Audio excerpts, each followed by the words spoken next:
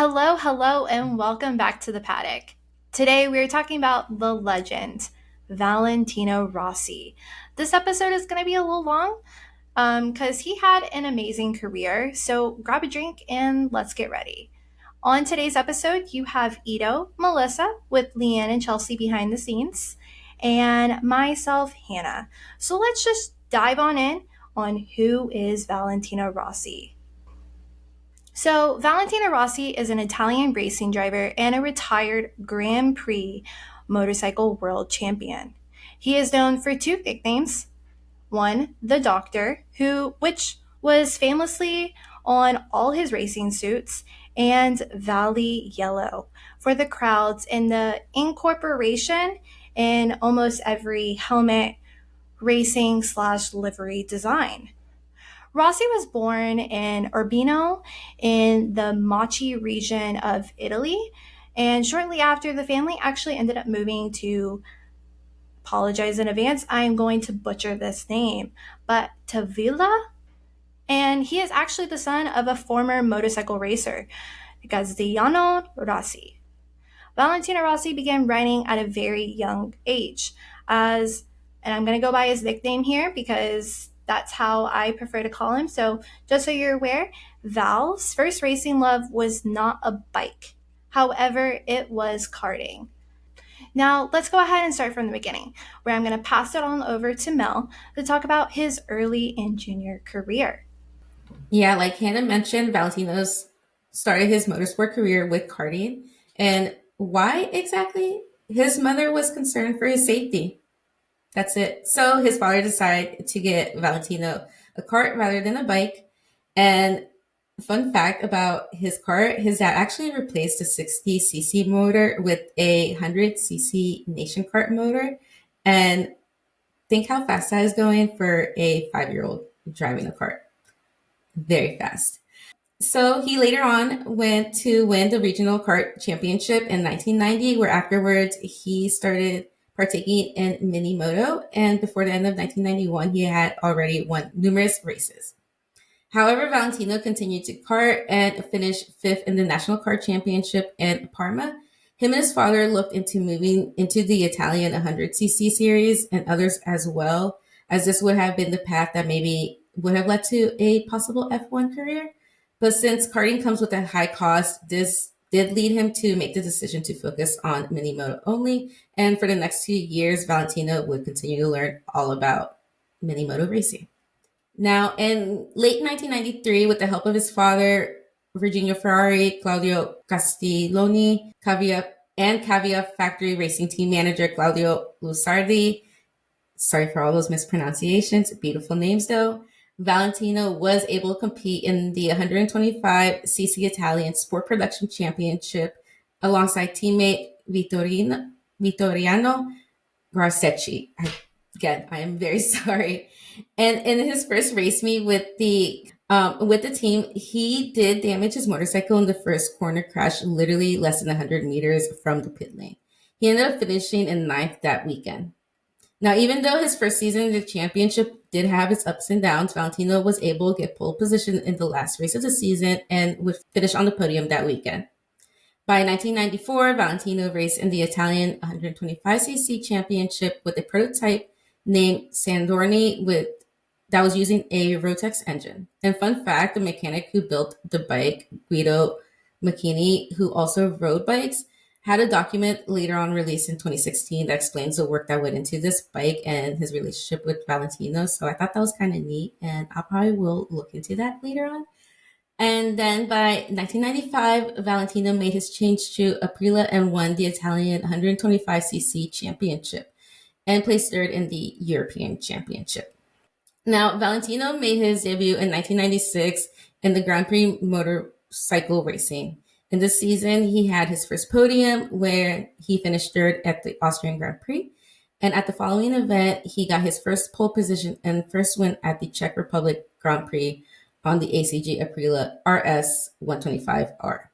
He finished the season in ninth place with 111 points. So in 1998, his first year in the 250cc class, he joined the very dominant team at Aprilia again with the likes of Loris Capriossi and Tetsuano Harada. While he did have his challenges at the start with two DNFs in the first two races, he did show why, even early on, he was considered one to watch, as he finished second in Spain, Italy, and France. And while he did DNF once more in Madrid, he scored his first win at the Dutch TT, winning with an impressive 19-second gap. After that win, we once again saw mixed results with DNFs in the UK and Czech Republic, but with also a podium in Germany. And of course, let's not forget his winning streak that started at Imola and ended in Argentina, which helped him secure second place in the championship in his rookie year behind teammate Loris Capriossi, which honestly is very impressive for a rookie. I'm not going to lie. So in his second year in the same class, he stayed with Aprilia again and became their sole rider. And that is when he truly started to dominate things like pole at the season opener in Malaysia. And even though he finished fifth at that race, it was still a good one. He didn't let that deter him though, as he went on to collect points in Japan, and by round three in Spain, we saw his first victory of that season. France saw another pole and that he sadly couldn't convert to victory, but rather he DNF'd. Thankfully, though, that DNF was followed by more wins in Italy and Catalonia and a second place finish at the Dutch TT. He almost won, but at the very last second, Capriossi took it home. He seemingly used that second place finish as fuel, though, as that was followed by three back-to-back wins from the races in Britain to the one in the Czech Republic. Sadly, once again, he couldn't convert the pole in Germany. After being second in Imola and off the podium in eighth at Valencia, he got another three race wins, one in Australia, after a hard-fought battle with Oliver Jacques, and another two in South Africa and Rio, respectively. Rio was also where he won the title with 1 round to spare. So, after achieving the world championship in the 250cc division, he was actually promoted to the 500cc class by teaming up with Honda Racing this year in 2000, and ended up racing with them for 2 years. During this time, he got runner up, aka second place, in his rookie season with this new division, and in the second season, actually clinched the world championship. During this time with Honda, Honda was known to be the team to be with, as they were very prestige. And at the time, Rossi actually replaced Mick Doohan, who was a 5-time world champion. Val was also super lucky where Jeremy Burgess was his chief engineer. And fun fact, actually was like his personal mentor for his first years at Honda and kind of helped him become the person he was and learning the strategy behind the scenes. In 2002 as well, the 500cc two strokes were still allowed, but we started seeing the beginning of the 990cc, like four-stroke motorcycle bikes become more prevalent in Moto GP. And after that, the 500cc's were essentially obsolete in Val's mind because he didn't want to race a small bike anymore. He wanted the big sucker, the person, the bike that's going to get him to go the fastest.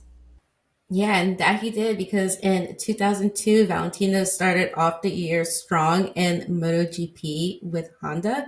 He won the first race of the season in Japan despite wet conditions and beating local riders, which I thought that was pretty cool.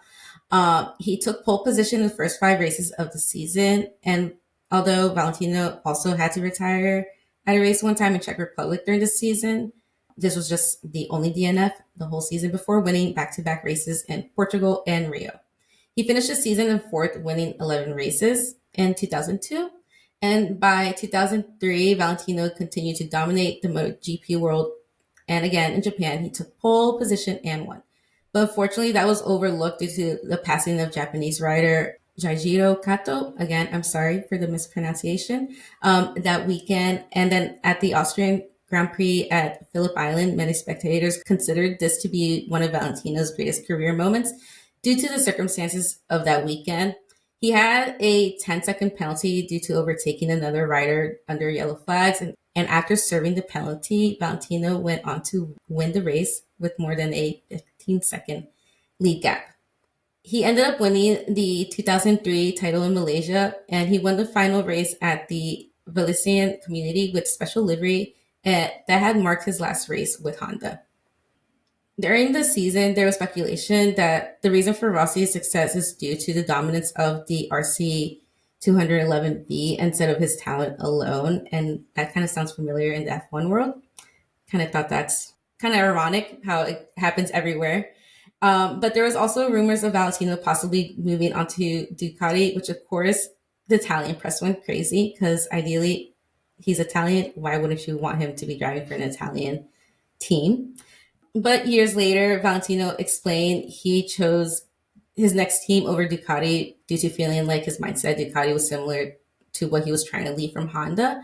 And then it was announced that Rossi got signed a contract worth up to $12 million with the next team coming up. Yeah, so this year was the year change for Valentino Rossi. He has moved away from Honda and ends up signing a 2-year contract, joining the Galeoses Fortuna Yamaha team, which is the supporting factory team for the factory team Yamaha. So the 2004 season, this season, Val won his 4th championship title. He ended the final position with 304 points, and he had 9 victories total this season. So South Africa, Italy, Catalonia, the Netherlands, Great Britain, Portugal, Malaysia. I mean, the list is never ending. 2005, this year, Valentino won his 5th championship. So, I mean, here's the years that we start seeing the consistency that we know and love about Valentino Rossi. And his 7th title in all of his classes, still with the Yamaha team.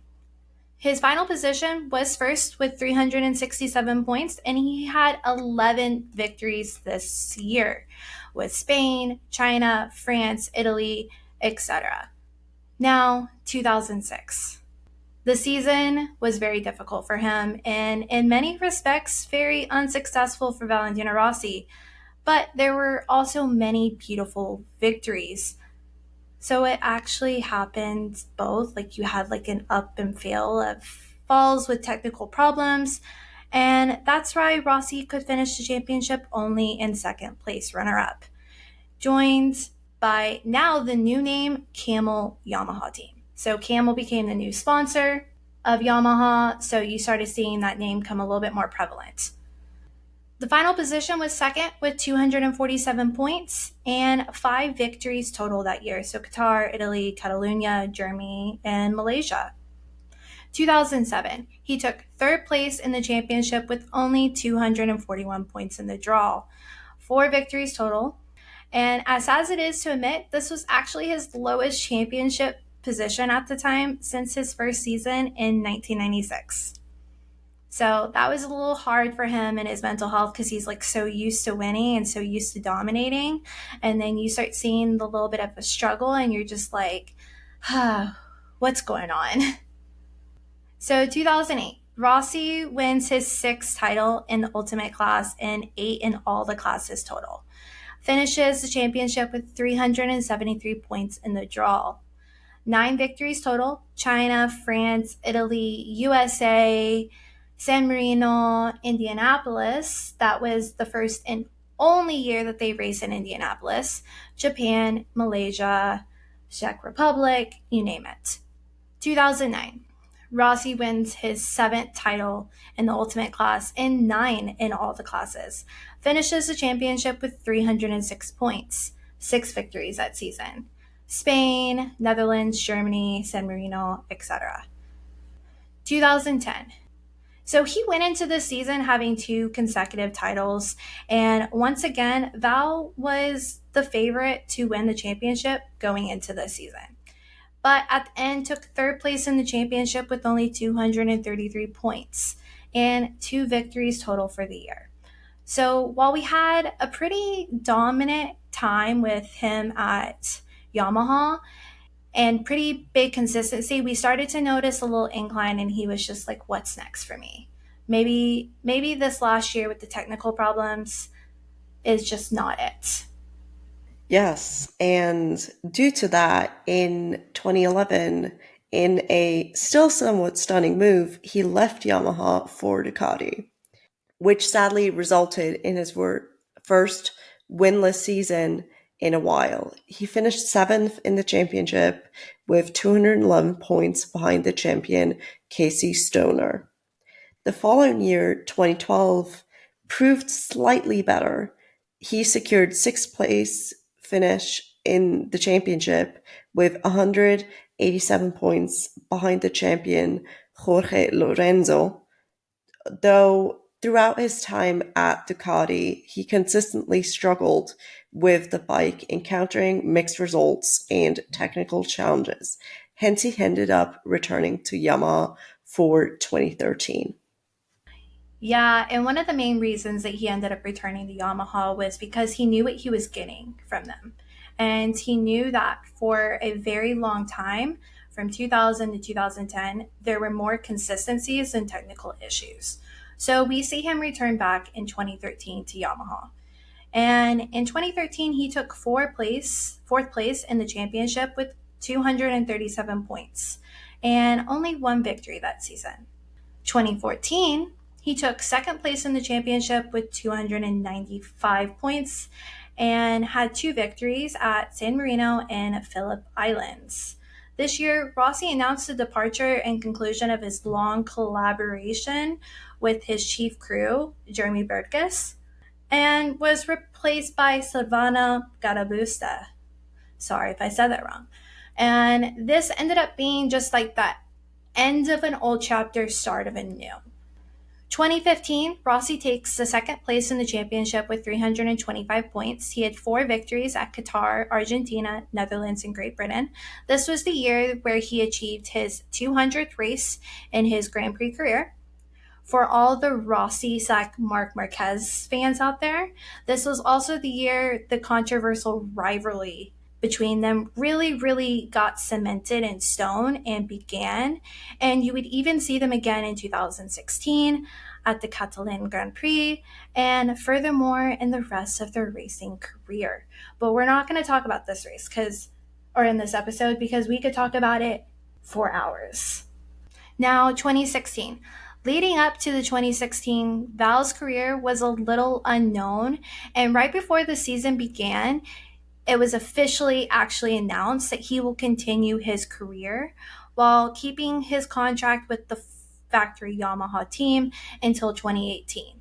So up until right before season testing, nobody knew what the next step in the future was for Valentino Rossi, so it was a little just all over the place.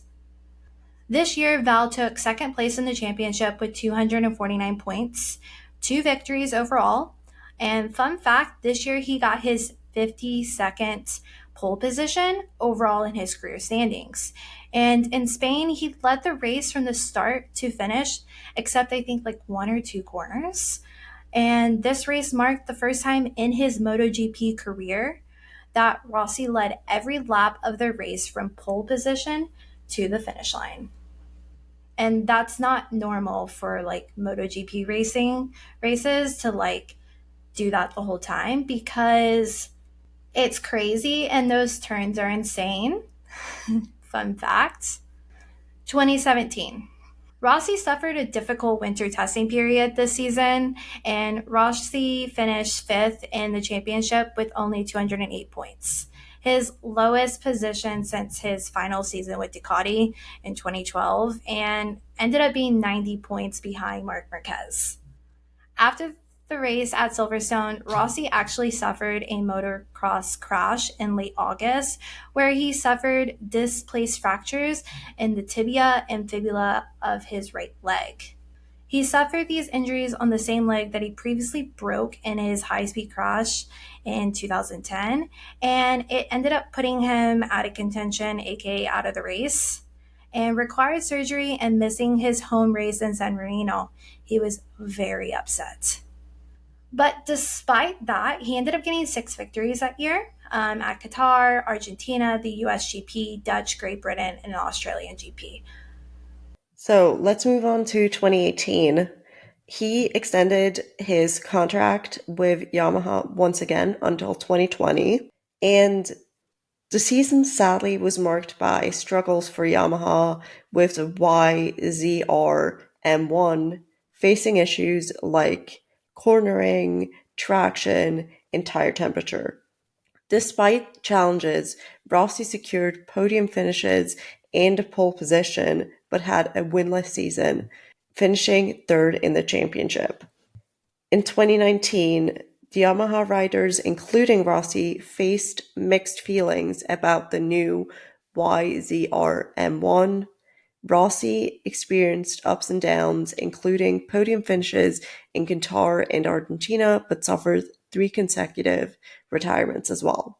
The season improved with the top 10 finishes ending with Rossi in 7th. 2020, Rossi changed his crew chief once again due to the poor results in the previous season. However, COVID disrupted his plans, and Rossi, uncertain about his competitive edge, eventually chose to leave the factor team for 2021.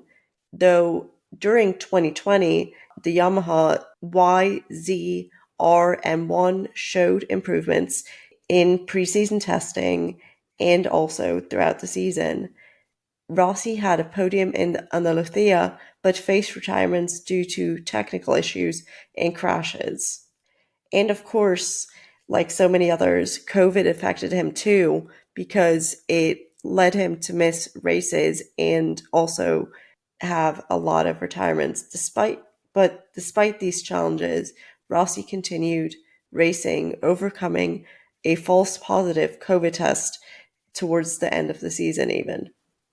Now, this year he moves to Petronas Yamaha in 2021. In September 2020, after 6 months of speculation, Valentino confirmed that he would be joining the Petronas Yamaha SRT team for the 2021 season alongside his VR46 Academy prodigy, Franco Mortadelli. This is the first time that Valentino races for a satellite team since his 2001 start of his career, which was when he actually clinched his very first premier class world title. And despite being a non-factory rider at this time, Val still received all the factory supported machinery for his season at Petronas Yamaha team, which is not typically apples to apples when you look at it traditionally. In this team, he had 5 different teammates due to injuries and all the things like that. So it reminds me of somebody in Formula One that had the same situation this year and things like that. But despite that, he had a very successful season and it was really good. But this also, which we'll talk about later on, this was also the end of Yamaha's career with Valentino Rossi. So I want to talk about some of the things or fun facts of Valentino Rossi. So overall, his riding style is characterized to have and or to be skillfully controlled in his tire slides and the habit of putting his inside leg out before even entering a corner slash turn. And he's also highly respected for his race setup and setting capabilities he's able to do to the bike. So he doesn't keep it to the traditional settings that you do for race day that most of the racers do. He's got a different style how he goes about it. And he's also known too for his entertainment value that he brings to the sport and his various antics and delights to the fans. He's hilarious to watch, and his helmets and machines are very unique in their designs. Like, you cannot miss him when you see him on the track.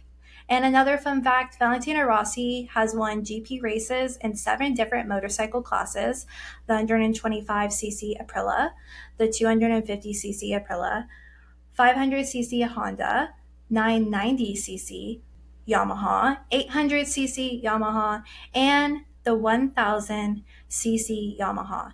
And this is just talking motorcycles, not his impressive racing outside of MotoGP. And also, he's the only racer to date that has been able to race every single one of those and won a championship title in every single one of those classes. So you say legend, here's your legend. Period, poo. So yeah, on August 5th, 2021, during a pre-event press conference at the 2021 Styrian Motorcycle Grand Prix, Valentino had announced that he would be retiring from MotoGP after the current season. His last race in the series was at the Valentino Community Motorcycle Grand Prix, where there he was honored for his successful career, and even F1's Lewis Hamilton and Max Verstappen were there to celebrate Valentino amongst other professionals. His racing number 46 was also retired with the ceremony at the Italian Motorcycle Grand Prix in 2022. So I thought that was really cool that they did that at his home base. But like Hannah mentioned, he has done a lot outside of MotoGP as he took part in other racing endeavors. First, in January 2022, Team WRT announced that he'd be joining the driver lineup for the Fanatic GT World Challenge Europe, powered by AWS, for the upcoming season. Valentino and his teammates had finished 4 top 10 finishes, and then 3 of them were amongst the top 5. Valentino continued driving with the team for 2023, winning his first race in the FT World Challenge at Misano, driving a BMW M4 GT3. Valentino also participated in the 2023 Road to Le Mans with the same team, Team WRT, in preparation to debut in the 2024 24 Hours of Le Mans. Rossi and his teammate Jerome Plecan won in the second race after another team were penalized. So love that for them. And he also had participated in the 24-hour series racing with the same team. And in the first race in Dubai, him and his teammates finished third place, driving the same BMW M4 GT3. And while Melissa talked about some of his racing like endeavors outside after his retirement, let's talk about some of the endeavors he's done outside of MotoGP in general.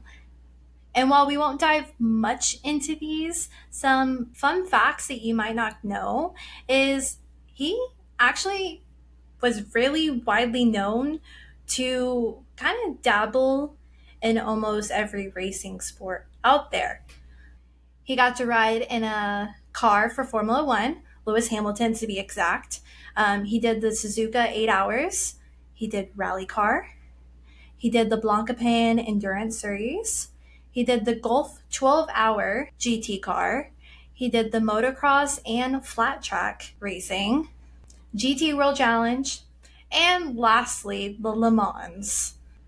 So this man isn't just a MotoGP legend and a world champion, as he has dabbled and enjoyed basically every other motorsport out there. Now, next, I need you in IndyCar, Valentino Rossi, just to kind of round out everything. And then, yeah, you're not just a legend, you are the legend. Now, after we've talked about that, I do want to talk about another specific niche that he does. As you heard me kind of mention it briefly early on, his team ownership and team collaboration / racing academy he does. So Val is the owner of the junior class team called Sky Racing Team for VR46. 46 is his racing number for all my people out there, which actually debuted in Moto 3 in 2014. In 2020, they started racing in Moto 2, and in 2021, they had their first debut into Moto GP. And the bike was ridden by his half brother, Luca Marini. So the VR46 Racing Academy actually began to really kick off and like hone that investment in some of like the racing academy drivers once they kind of started breaking into the MotoGP, Moto3, Moto2 world. For example, Franco Mortabelli drove for the Academy and became the world champion of MotoGP in 2017. And then in 2020, finished runner up in MotoGP as well. And many more divisions throughout his career. Now, I can talk about the successful of all of his Racing Academy people, but I'm not going to. I would tell you if you find an interest in Valentino Rossi or you found an interest in wanting to learn more about this, there's literally a whole Valentino Rossi website where he talks about his racing academy and all the legends and all the people. And he is very known to like go there and like actually support them and like be there and teach them, which is really cool because you don't typically see that. They're like, that's my investment. Good luck. Here's my trainers. Peace out. He's not really like that. He's like, I want to be there. I want to support these kids and their endeavors, just like Jeremy Burgess did and many others throughout his career. And then lastly, let's just go ahead and dive into kind of some of the most iconic things you see out there that kind of represent Valentino Rossi as a whole and kind of known on the track. His crazy helmets, his brand, his business. Fun fact, most of those helmets you see him race at, he is actually like reinvented them to be street bike style to where like you can purchase them and wear them day to day. And it's pretty freaking cool to see. I mean, honestly, side note, but his helmets and that yellow is so a on brand for him, but it also influenced a lot of other motor motorsports people, such as in F1 Lando Norris. I mean, he keeps talking about the influence Rossi even had on his life, which speaks to also how much of a legend Rossi is. Yeah, I was gonna say F1 drivers need to hop on making their helmets street style because it'd be really cool to see like people who drive motorcycles on the highway or like in the street with like a random like F1 helmet. It's like, hey, I know which helmet that is. It'd be cool. See, and then like knowing Valentino does it, I think that's pretty cool because then like it's one of those like you see a fan from far away and you're just like, hey, I know who that is. Yes, and a fun fact about that is he actually takes the proceeds that he earns from those helmets and gives back to the local community because he's from a very small town in Italy that is known to be on the poorer side. And he actually gives those proceeds back to help like local like schools, churches, communities, families, etc., which is pretty cool to see. And he's also known to do that in other like small countries as well. I just don't know the names off the top of my head. But if any of the Formula One drivers like do sell their helmets, I would get the beach ball one for Miami for shits and giggles. And I feel like it would be super cool just to be like the beach ball helmet, because why not? But yeah, kind of like what Ito said, you have the famous Valentino Rossi yellow, and Lando's got a very similar yellow for quadrant. He got that yellow inspiration because Valentino Rossi was an inspiration for him growing up, and he actually mentioned it in an interview that he did that Valentino Rossi played a huge portion into some of the reasons why he continued doing Formula One. And for a really long time, he actually wanted to do motorbike racing, but his mom was terrified of two wheels. And every time he was on a quad bike and like wheelied it, they would like miraculously like get rid of the bike or the bike got stolen type of deal because of safety reasons. a lot of F1 mothers, such as Nicole Piastri comes to mind too, this season, are like, as soon as their sons get on two wheels, they're like, nope, get off that bike now. I mean, we saw what happened with Rossi's mom. He got a cart. But funny enough, Hannah, you mentioned the color thing with Lando, because I remember in an interview to Lewis Hamilton had mentioned that he almost picked that similar shade, but he went with his color instead because he was like, that's Valentino's known color and he didn't want like the fans to like confuse anything, or it was like something along the lines of that. So I think it's cool how like a lot of drivers get inspiration from him and Or all. just from their idols. Yeah, so it's kind of like cool how they all connect. Yeah. And another fun fact about, like, you know, talking about Valentino Rossi's like endeavors in his business and brand, while he has helmets, he actually sells like t-shirts, like riding gear and everything that is actually inspired by his two nicknames. So you can get like the doctor shirts in the fun creative colors. You can get the Valley Yellow inspired shirts. You can get the VR46 shirts. He's got wind guards for when you're riding. And he even has talked about creating like racing suits that are track like rated to be able to use. So that's cool. And he does create a lot of the helmets and racing gear for his racing academy, which is also super cool. That like he supports them and is like, here's my merch, like here you go. It's like, I don't know, I would feel like a badass if I was wearing that and knowing like he designed it and everything, and he's like, here you go, as part of the academy. Yep. Be like, let's go. Yeah, it's just another way that he shows he cares. Like, he doesn't just slap his name on the academy and leaves, as Hannah said. No, like he really, really cemented himself into that academy and said, I want these people to succeed. As Franco Morabelli, you see, was literally one of the first people a part of the academy and kind of cemented like the ground for it.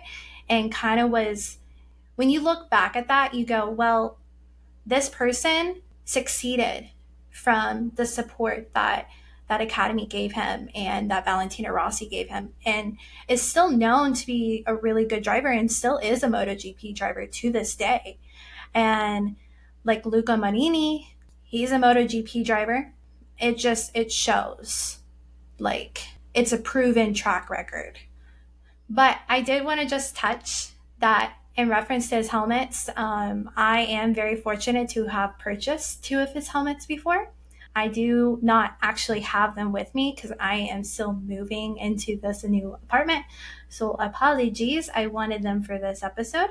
But I will say they are great quality and great style. And they actually like look like the ones you see on TV. So pretty cool.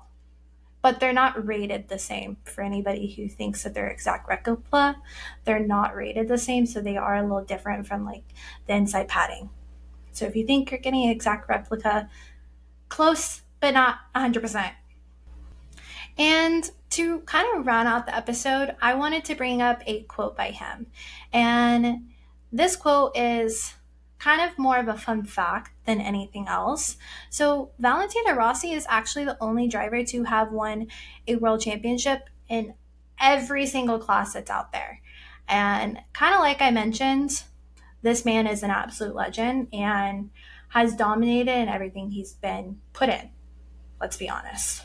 And he is also very known for giving back to the community and being somebody who mentors and helps people along the way. So this man, for all I can say and all I'm going to say is, hey, wish I could meet you one day. You're doing great, honey.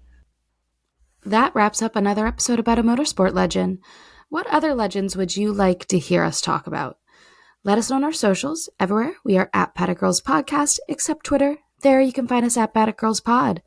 Thanks for joining us in the paddock. See you next week where some of the girls chat about the FIA. See ya! Goodbye. Bye. Bye. Bye.